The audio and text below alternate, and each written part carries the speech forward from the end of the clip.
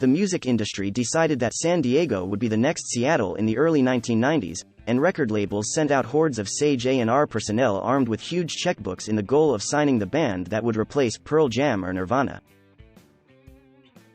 One of the bands they were most interested in was Mighty Joe Young.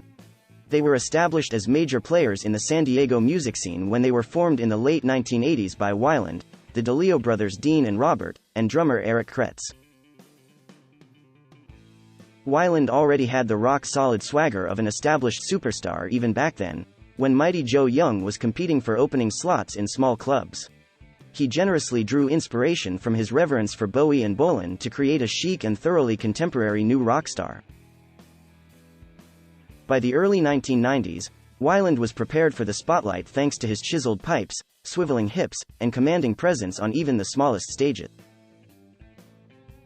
Tim Mays, San Diego's legendary waystation for new rock bands known as the Casbah, reflects on the city's Flavor of the Month status in 1992. The Casbah's modest stage hosted artists like Nirvana and the Smashing Pumpkins in the early 1990s, as well as regional acts like Mighty Joe Young.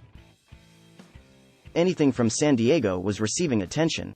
Record labels were arriving, entertaining bands, setting up showcases, and doing all kinds of weird things. A feeding frenzy was in progress.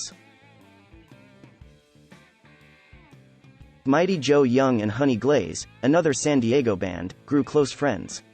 Josh Higgins, the bassist for Honey Glaze, recalls, "My parents would host barbecues and the Mighty Joe Young guys came over a bunch of times.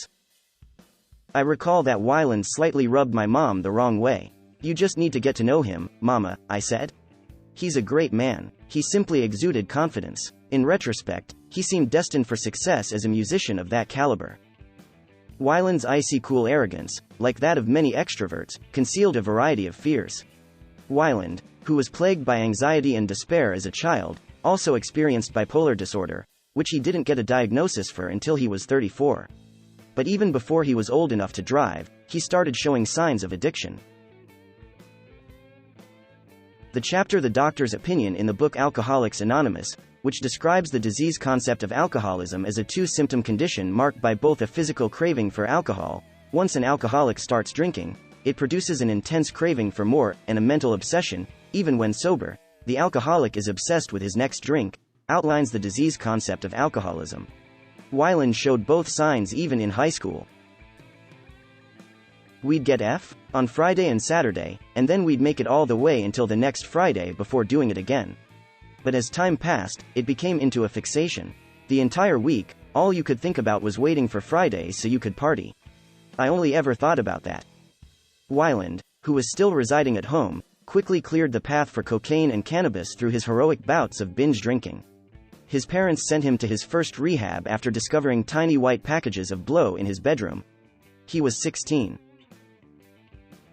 Weiland continued to self-medicate with alcohol, cocaine, and marijuana during the coming years, finding only temporary relief from a crippling sense of self-hatred.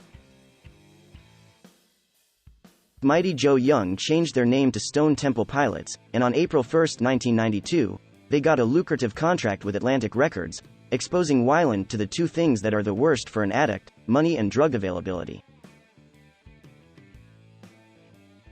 Weiland first tried heroin in a back room of the Royalton Hotel in New York City during the final stop of a STP co-headlining tour with the Butthole Surfers in 1993. In the rhapsodic embrace of this sticky brown talc, his demons finally withdrew. "When I tried heroin for the first time, it appeared to let all those insecurities just go away. This is how regular people feel on a daily basis, I thought all of a sudden." He was spending more than $3,000 a week on smack in less than a year. Weiland discovered that heroin not only helped him overcome his anxieties but also contributed to the development of his meticulously groomed, stylishly squandered rock star persona and sparked a fresh spirit of experimentalism. "Heroin provided me this ability to detach myself from the creative process and, in turn, gave me the power and bravery to explore new things. A part of me believed that I couldn't be creative without drugs." Weiland switched from smoking heroin to injecting it at the age of 24. He described his first intravenous injection using poetic, spiritual aphorisms. It's like what they write about in Buddhism, that sensation of attaining enlightenment. They claim that a golden glow emanates from your fingertips, passing through each of your limbs, and ending in the pit of your stomach. That's how it appeared to me, as if I had attained knowledge, similar to a drop of water returning to the sea. Weiland quickly lost what little control he still had over his habit. Police arrested him for possessing heroin and cocaine in 1995, 2 days after he left another rehabilitation facility. After Yanina helped him out with a bailout, he escaped from her car at a stoplight and vanished for many days while doing drugs with Courtney Love. According to Stone Temple Pilots, their frontman became unable to practice or attend for these gigs owing to his dependency on narcotics, which prevented him from doing so, forcing the band to cancel a 1996 tour. Scott Weiland used the Stone Temple Pilots' break as inspiration for his debut solo album, 12 Bar Blues, a frank assessment of his addiction. However, things were deteriorating. Police detained Weiland in a New York housing complex in 1998 when he was dealing drugs. He served 5 months in prison for violating his drug-related probation. More arrests for violence, possession, and drunk driving would occur in the following years. Weiland's unpredictable behavior also caused him to lose his relationships with Velvet Revolver and Stone Temple Pilots. Velvet Revolver sacked Weiland in 2008 because to the singer's increasingly erratic onstage behavior and personal difficulties. And Stone Temple Pilots fired him in 2013 amid severe tensions. It may seem strange to someone who has never battled drug addiction that someone with Weiland's wealth and resources would constantly relapse. However, addiction specialists would argue that he lost his ability to make decisions the first time he injected heroin. As a result, relapse and death were unavoidable unless he discovered something that provided him with the same ease and comfort as drugs. Drugs weren't Scott Weiland's problem, they were his answer. I never wanted to give up. I believed that I required drugs in order to function. I had this precise chemical deficiency that only opiates could cure, and I thought I was born with it. My main question was, how can everyone want to prevent me from taking the one medication that could prevent me from blowing my head off?